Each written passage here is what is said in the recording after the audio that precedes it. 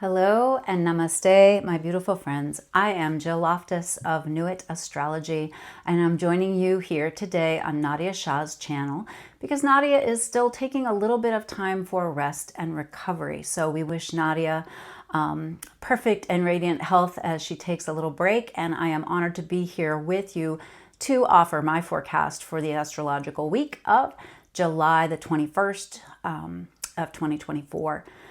Now, this is another very powerful week. There are multiple strong aspects firing this week. And we are, of course, still kind of coming out of the energy that was the highlight of last week, the meeting of Uranus and Mars and the fixed star Algol in the sign of Taurus.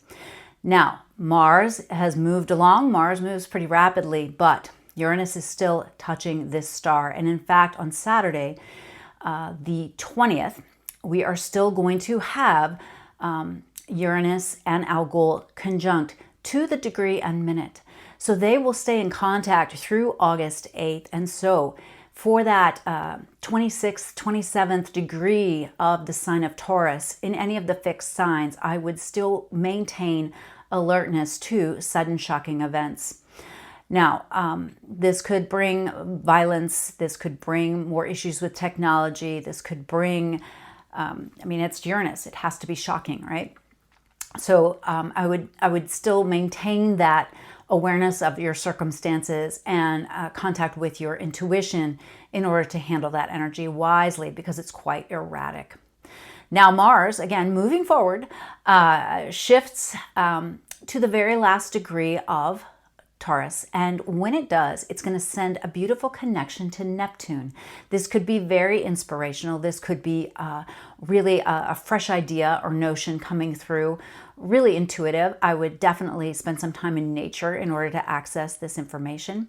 And then it will slip into the sign of Gemini, which is a distinctly different Martian energy. Mars and Taurus, I always get the image of just kind of like the warrior trudging through the mud, right? Kind of slow, kind of trudging, you know. Now he slips into the nimble sign of Gemini, and it's much chattier, it's much more social, it's much more about information. And with Jupiter also present in the sign of Gemini, well, there might be so much information flowing through, it could feel overwhelming. So to maintain your groundedness, your steadiness, even though Uranus is in Taurus, making that a little bit more volatile, do lean into trying to stay grounded, especially through this full moon, which occurs on Sunday. This full moon occurs on the 22nd. It is at 6:17 a.m. Eastern, at the very, very last degree of Capricorn 29. Now, you might recall last month we had also a Capricorn full moon at the very beginning of the degree base, right? It was around 1 degree, and now we're at the very last degree. So there could be a connection between the energies of these two, and you might really get to see completely what it is that needs to be released, purged, removed from the Capricorn area of life to move forward. This is a particularly regenerative full moon because of the co-presence with Pluto just being 1 degree away at 0 degrees in the sign of Aquarius. And recall that Pluto's moving backwards, right? It is in retrograde motion right now and on its way to move back in to that 29th degree of Capricorn. So there could be themes that relate to the events of this full moon on Sunday that ripple out through that retrograde period that begins September 1st and goes through November 19th. This will be the last pass of Pluto through Capricorn. And so it's like putting things through the finest filter until before it moves in, fully commits to the Aquarian energy. Now, another thing that's kind of toning this week that we want to keep in mind, just kind of humming in the background, and trust me, I have lots more to say about this full moon, but another thing kind of humming away in the background is this beautiful energy between Pluto in Aquarius and Neptune in Pisces. Now, they are in a configuration that is called a sextile. And sextiles are just blessings, luck. And they are going to maintain the range of this sextile for years to come. But this particular week, it's really tight. It's right at that 1 degree of contact.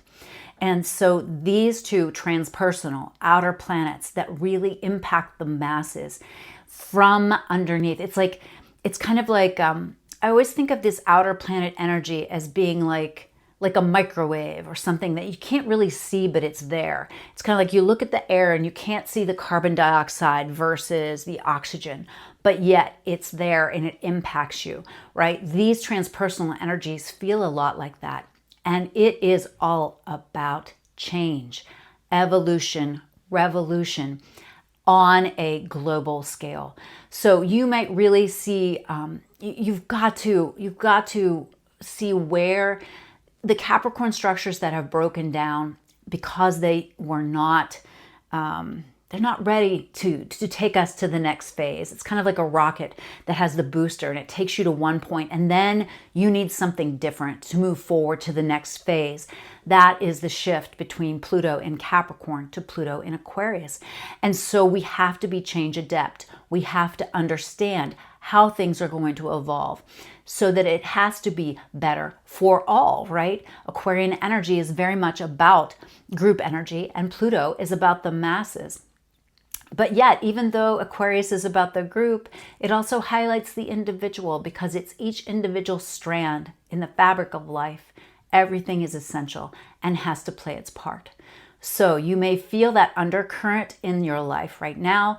You may be looking at the Pisces to Aquarius or even Capricorn areas of life and see how can you harmonize those things in order to create change and be accepting of some of the changes that are coming. So that's something to consider over these next literal years.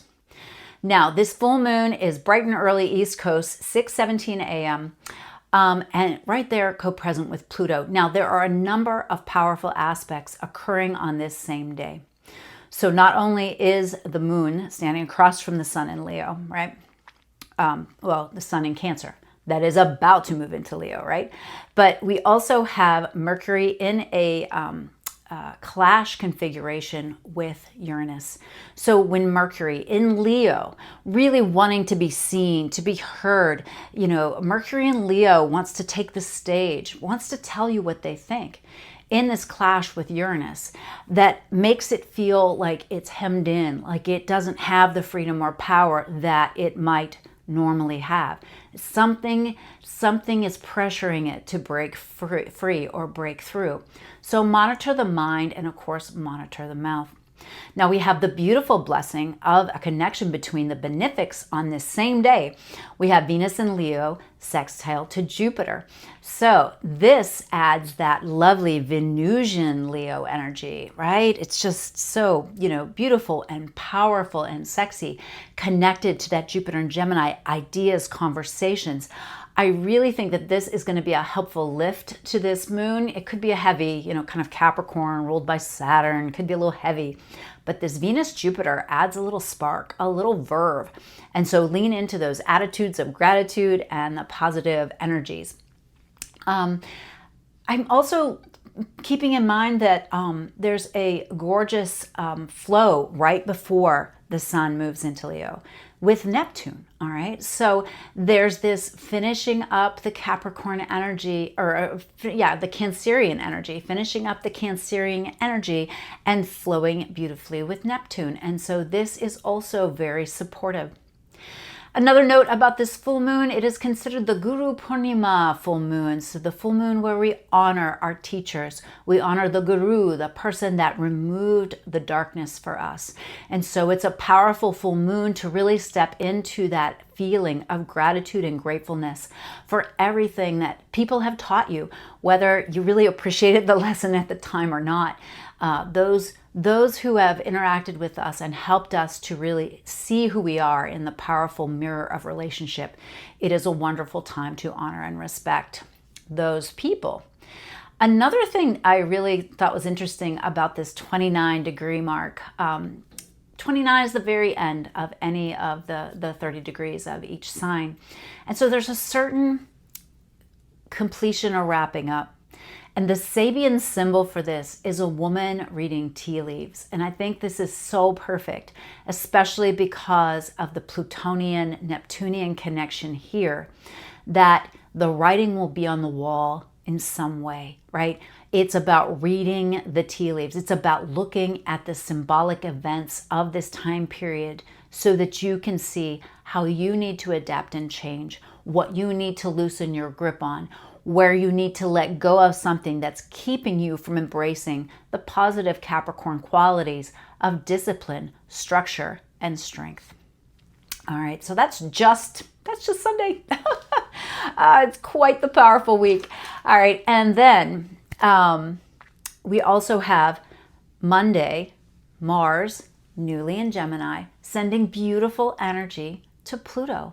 So Mars, Pluto in a nice vibe, very much the air energy. So air signs, you might really have all these wonderful ideas, conversations. Make sure you put some Saturnian structure around them, right? Don't fall into the all talk, no action realm, not just air signs, but everybody.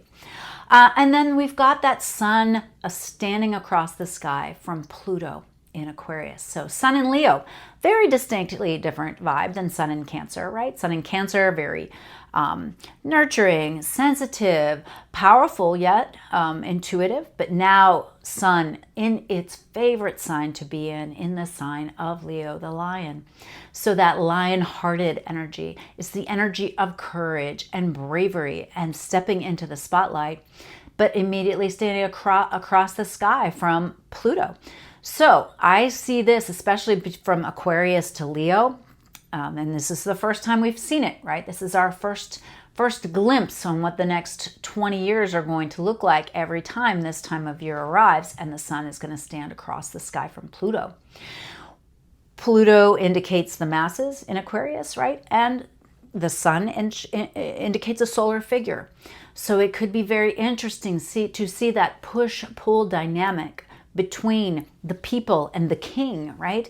Or the masses and the boss, the workers and the person in the spotlight. So I think that this week we'll have some interesting symbols around that. So depending on which of those groups you identify with, and in different circumstances you may identify with different ones, see if you can find the balance and harmony between the two, between the independent solar figure and the group energy. All right, that's what oppositions are about. Oppositions are about finding balance.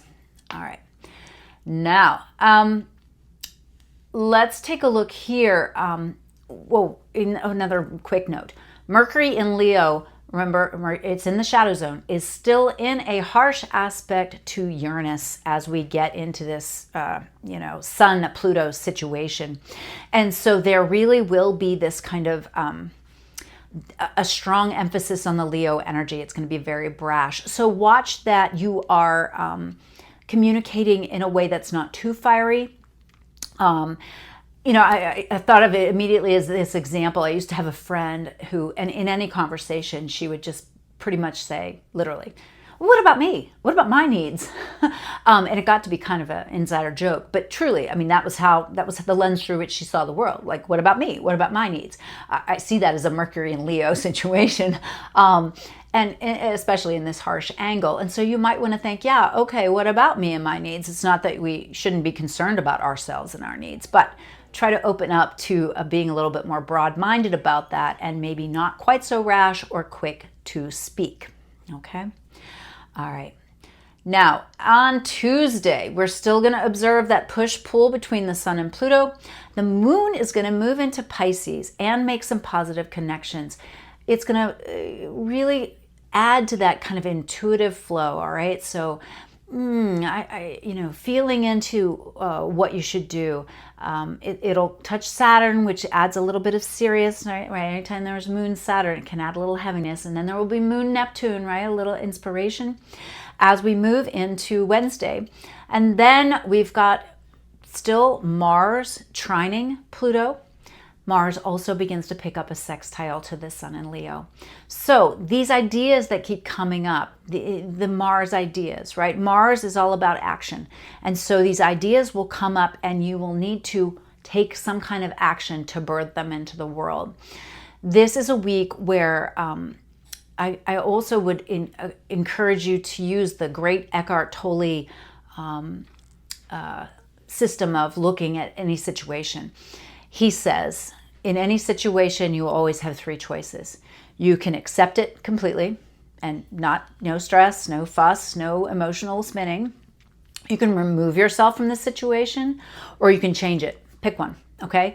And this is a week where I really think with this Mars and Gemini, it'd be easy to chat about it, it'd be easy to think about it, but it might be less easy to do something about it. And so make sure that you are picking one of those three options this week. All right, on the 25th, we've got Mercury shifting into the sign of Virgo. Well, Mercury feels so much more comfortable in this sign. High vibrational Virgo, everybody wants a Virgo visionary on their team. Just watch the criticism, the negativity that can also spark up with Mercury and Virgo. And remember, we're still in the shadow period.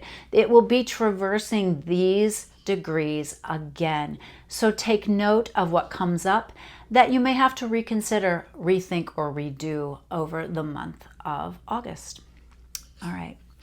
Now, I'm really loving this Sun in Leo sextile to the Mars in Gemini. It is going to be in play not just from midweek this week, but all the way through the end of next week. And so think about this idea of implementing ideas, and the creative spark. Sun in Leo, hugely creative, right? Hugely passionate. Lean into the things that you love and enjoy doing, and see what ideas come up and what transpires when you lean into that. I'm also really liking on the 25th, the moon moving into Aries, because it's going to have several positive aspects that, again, will light a fire in some ways for you to take actions and do something. And then on Friday the 26th, we have a lovely Moon-Jupiter sextile to enjoy, a Moon-Venus trine. Again, Moon engaged with the benefics, very, very lovely. And then the Moon will void on the 26th, 6:14 p.m. Eastern. Now keep this in mind because it's a really long moon void all the way through the next day on the 27th until 1:23 p.m. So moon void times are not a time to sign a contract, to launch a website, to initiate something. It is a time, it's kind of a loophole in the universe. It's a little floaty. It's a little, things just don't stick. But it's marvelous for intuitive work, for meditative work, for creative work. So schedule some of that during that time period instead of becoming frustrated by trying to accomplish linear mental work or, something that you want to really last. So take note of that. And then as we come into Saturday, we also are beginning to really feel that Pluto-Neptune sextile a little bit stronger. See if you can kind of coax the essence of that connection out, understanding what it is that really, how those planetary energies of inspiration and creativity can connect with the planet of death and regeneration. It's really a powerful connection. It's something we're going to be dealing with for the long, long haul. But if you can see how that works in your life between the Aquarius area of your chart, the Pisces area of your chart, even to the Aquarius and Aries part of your chart, because that's where Neptune is headed next year, and that's where Pluto will be as well. That is something that can help guide you skillfully into the next several years. Well, I hope that you found this useful and helpful. If you have any questions, please drop them in the comments below. This is a really, really busy astrological week. And I will mention, as we look forward to next month, which is rapidly approaching, the month of August. August is a powerful month. August features Mercury retrograde, but it also It has one of the most tense full moons of the year in the middle of the month. And then we begin to experience the stressful aspect between Saturn and Jupiter from mid-month on. And so if you can get some traction going this week, I know you've got to be change adept. You've got to be able to feel into all these multiple energies that are unfolding. But if you can, try to move forward with some things because it might be easier now than next month. All right. Well, again, honored to be here with you, and I will look forward to seeing you again. Namaste.